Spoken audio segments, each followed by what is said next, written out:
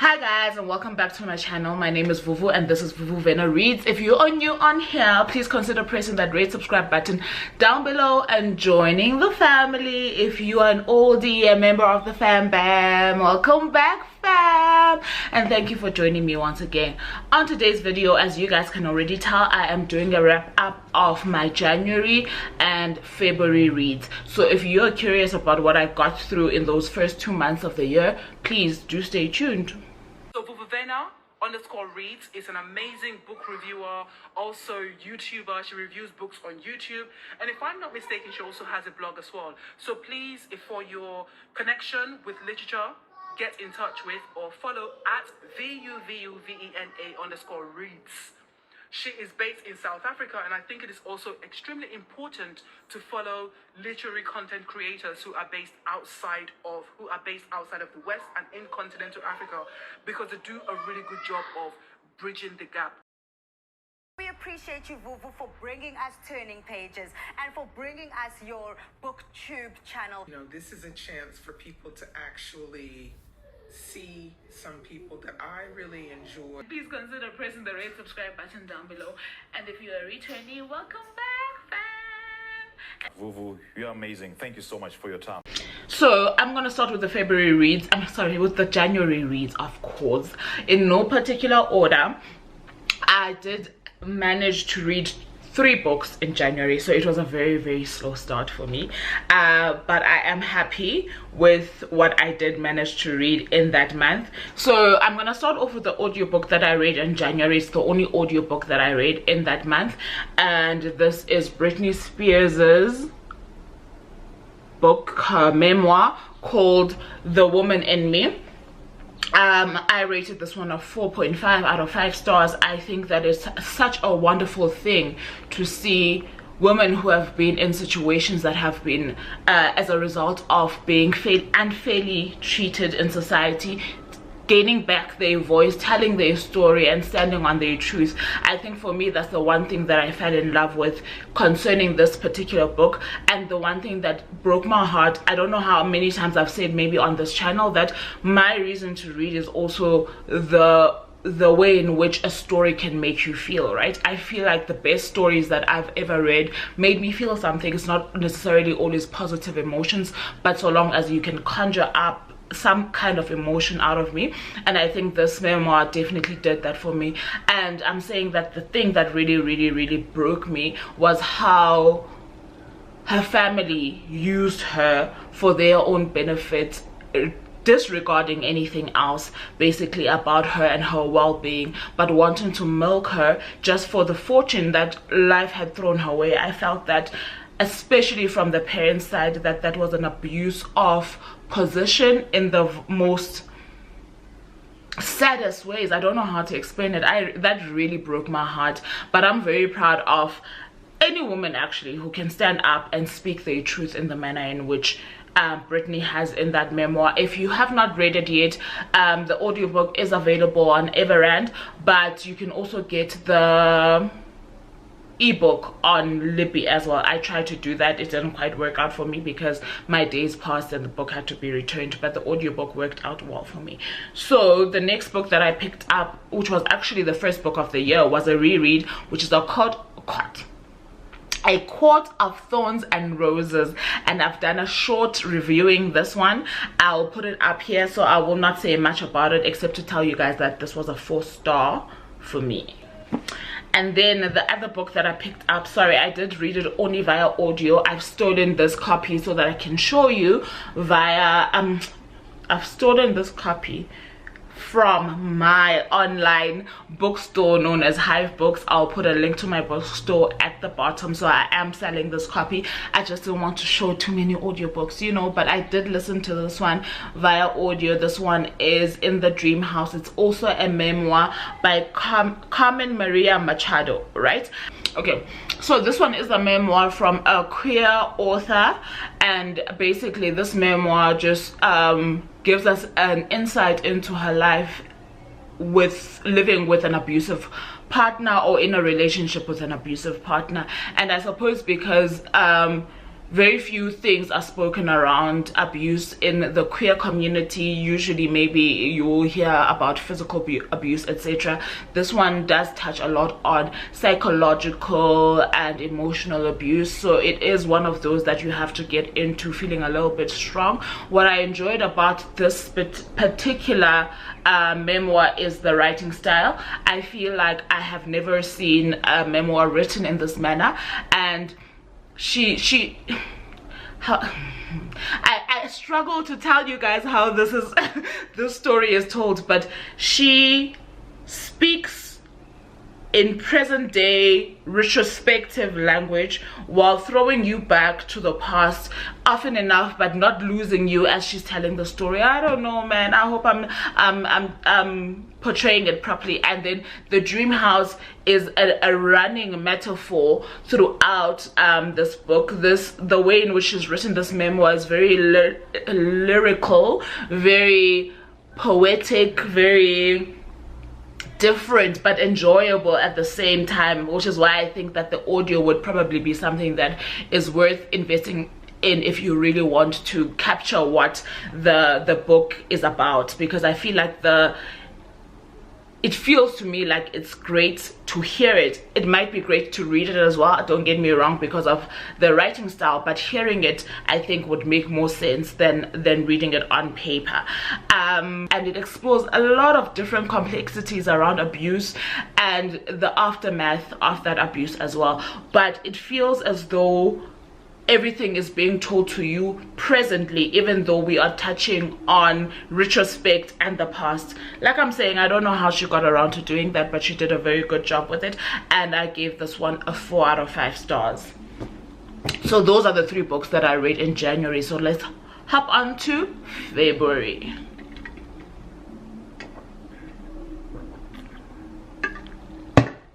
In February, I managed to read 1, 2, 3, 4, 5, 6, 7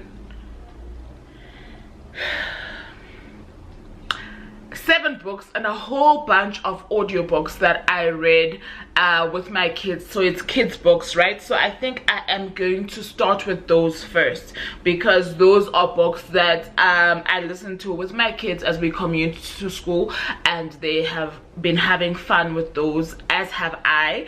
So it's now a new tradition, especially in the mornings, to just get our brains working, right? So the first ones that we got into were the Jory John books. I'm just going to show them to you via what's this thing, not Everand, but show me, what is it, Storygraph.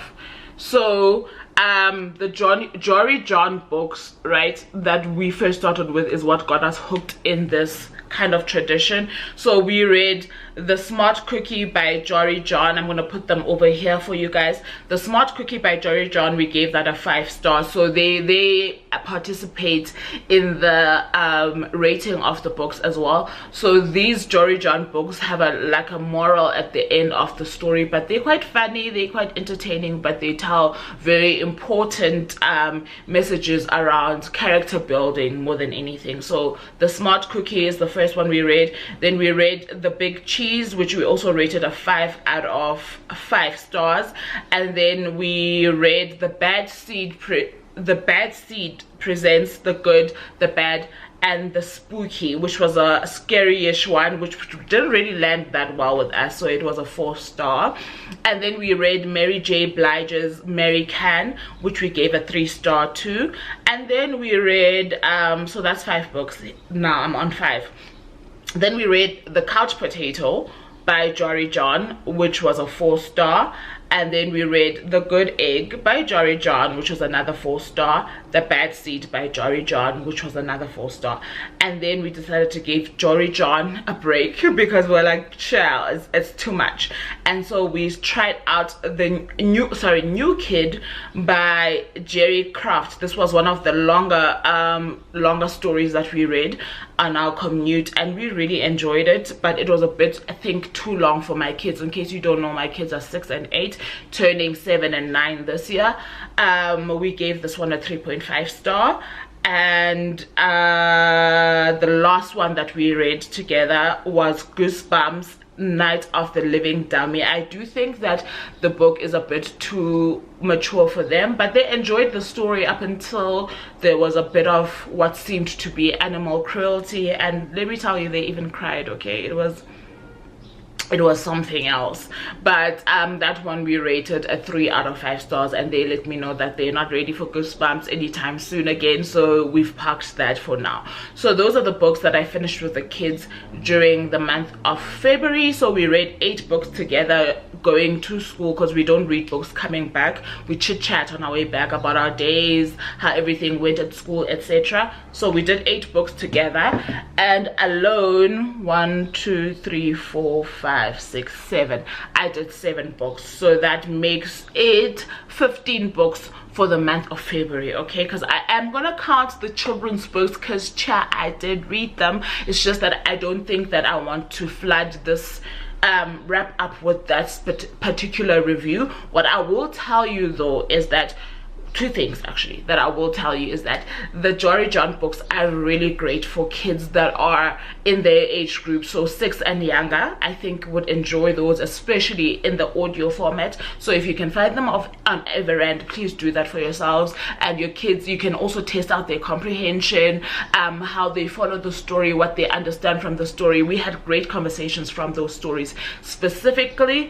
And if you are an oldie like me and you grew up taking out our Goosebumps from the school libraries, etc., please do indulge in the nostalgia of the fact that Everand has these in audiobook format. So I definitely fell in love with Goosebumps again, so I will be indulging in my own free time in the rest of the books, but not with the kids, because they have said thank you but no thanks. So that's that about the kids books. It is a tradition that we've started, so I'll probably have wrap-ups that include what we managed to read in the kids book section. I will tell you about the Mary J. Blige book that I don't think that it was really a hit with us. The messaging of the book is absolutely great, but I don't think that the delivery was something that we enjoyed. So that's that on that. So let's start with the books that I read. Adult books that I read in the month of February, and like I'm saying, none of this is in any order, child. Okay, so I continued. Okay, at least maybe I should try and make this one in some kind of order. Ooh, child, imagine. Okay, I continued with Akatar. So I read A Court of Mist. I'm sorry, there's a message that came in. I do apologize.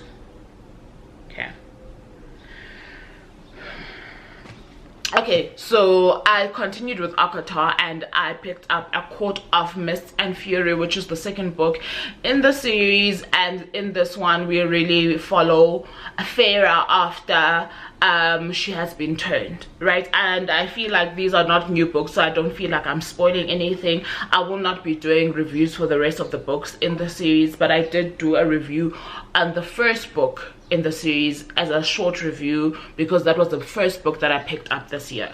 But this is book number 2. In the second book, Farah has saved the land of Prithian, and she is now bound to Rhys, who is the High Lord of the Night Court, because they made a bargain together. And in this bargain, she gets to live with Rhys for a couple of weeks, right? In a month, I think. But before the first book ends, we discover that there's something that Rhys has discovered that's really going to pique our interest, or has really been thrown there as a form of foreshadowing, which Sarah J. Maas is the queen of, right? And we go into this book with a little bit of curiosity as to what is it that he saw. We also want to know. I mean, hello. Anyway, so she goes back home with Tamlin, who at this point we believe to be the love of her life. She saved this kingdom, well, this land, because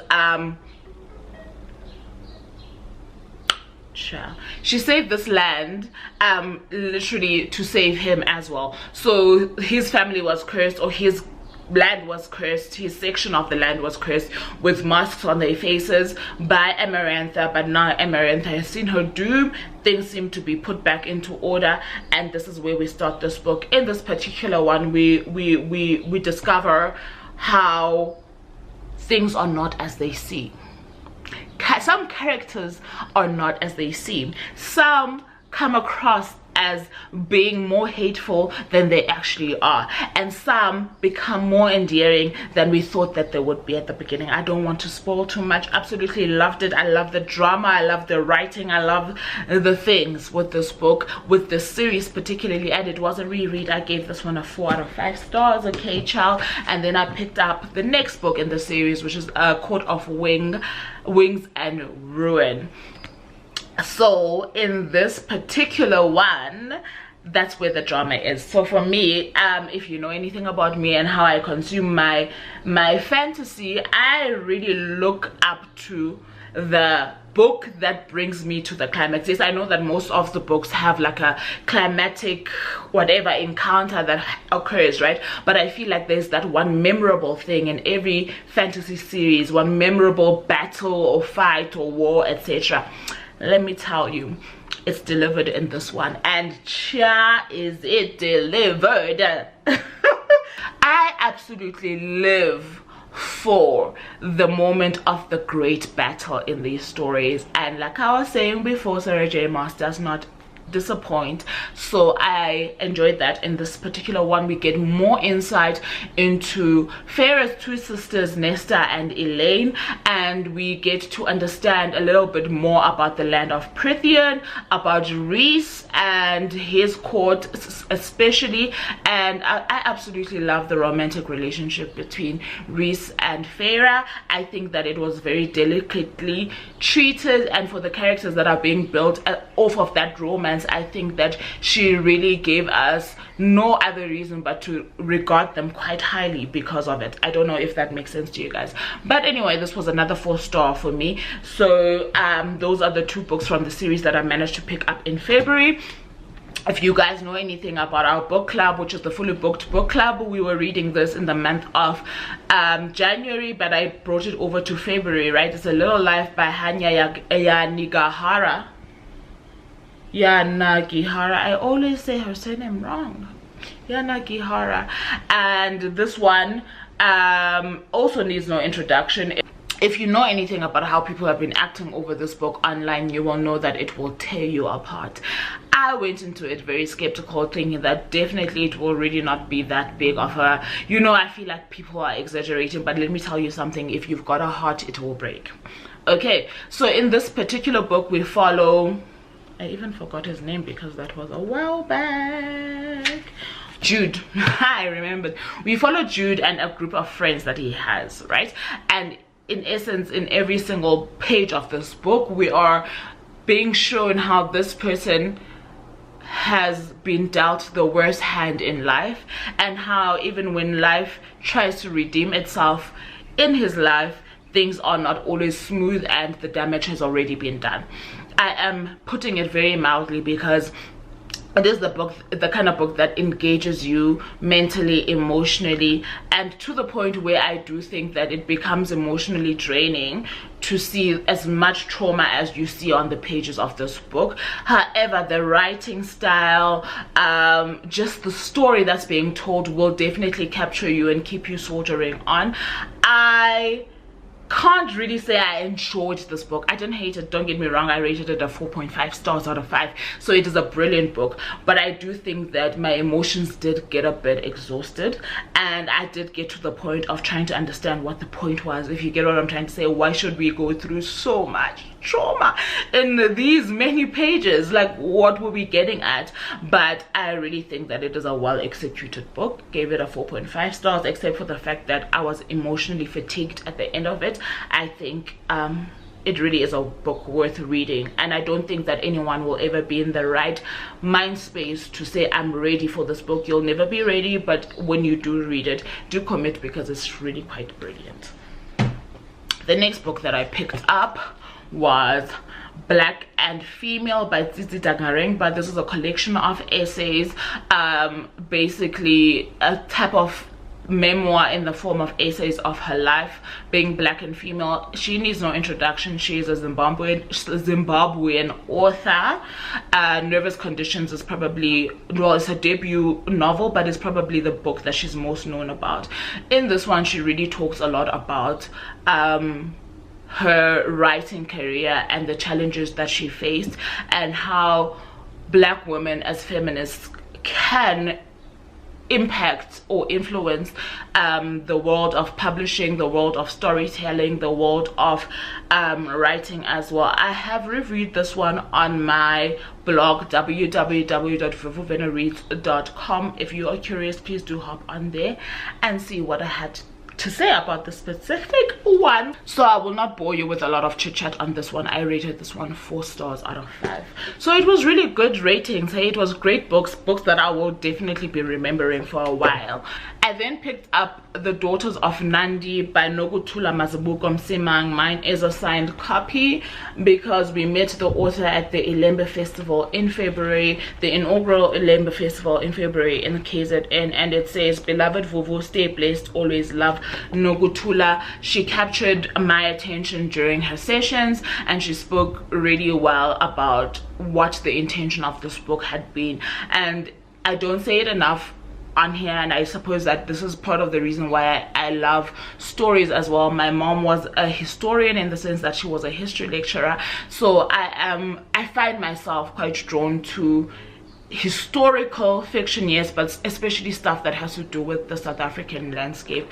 So in this one, Nandi is Shaka's second wife, right? So it is based on Shaka Zulu's second wife, who should have become the first wife, and how that love relationship left a sour taste in Nandi's mouth and what resulted from it. So it is kind of a saga because we meet three girls and 3 different generations through which Nandi, in this fictional historical fiction, is trying to right the wrongs of her curse on her people. It is a very well told story. I did feel that it needed to be condensed a bit for me, and more emphasis needed to be put in certain parts of the story. I'm not sure if that's making any sense to you, but there was some kind of stumbling block for me in enjoying this one. It is her first adult novel. She does write children's books, so I suppose that a bit of that does come through in the way in which this particular book is written. There are a number of instances that I also felt like it was very repetitive, but the story does stick with you, and it really did I could see what was happening in the story, if you get what I'm trying to say. So it's not like it's a horrid story, but it just didn't land in the manner in which I think I anticipated it to land after hearing the author talking about it. So I ended up rating this one a 3.75 out of 5. The other book that I picked up by a South African author this month was Scarred by Ayanda Xaba. This is the first book in a series, and in this one we follow Sizwe, Casanova of Sort. Okay, I will definitely be doing a separate review on this one. Casanova of Sort, whose chickens have come home to roost. Okay, he messed with the wrong one this time around, and karma was just like, girl, or rather boy, your tongue be up. And we go through this crime thriller trying to figure out what is actually happening here. It seems like there are a lot of people involved in the story, and we are left thinking, could it be one person or a lot of people involved? What damage has this one person or more people caused on these women, and what repercussions will they face? And I will tell you that the thing that I love most about this is that definitely there is repercussion. Okay, okay, yeah. So this one is also a signed copy by the lovely Ayanda Xaba, and it says, "To Vuvu, sometimes the smallest step in the right direction could be the biggest step of your life.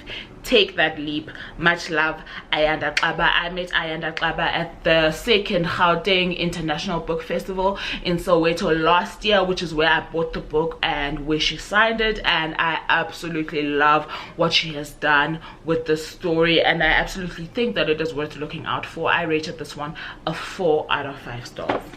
The last book that I picked up in the month of February was Viola Davis's Finding Me. You guys know that it is definitely not the last book that I picked up. Okay, I had been reading this book for quite a while, but I think that there are some parts of her story that really knocked the wind out of me, that made me want to put this book aside and just let it marinate and let me also forget about a few things that happen in this particular story.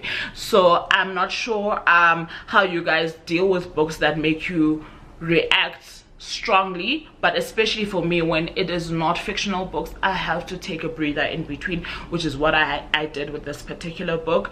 And if you're curious about my thoughts on this book, I have reviewed it on my blog www.vuvuvenareads.com, and I did end up rating this one a 4 stars. And that brings me to the end of my January and February wrap up. I hope you guys enjoyed this one, and until next time, I love you very much for choosing me. Bye now.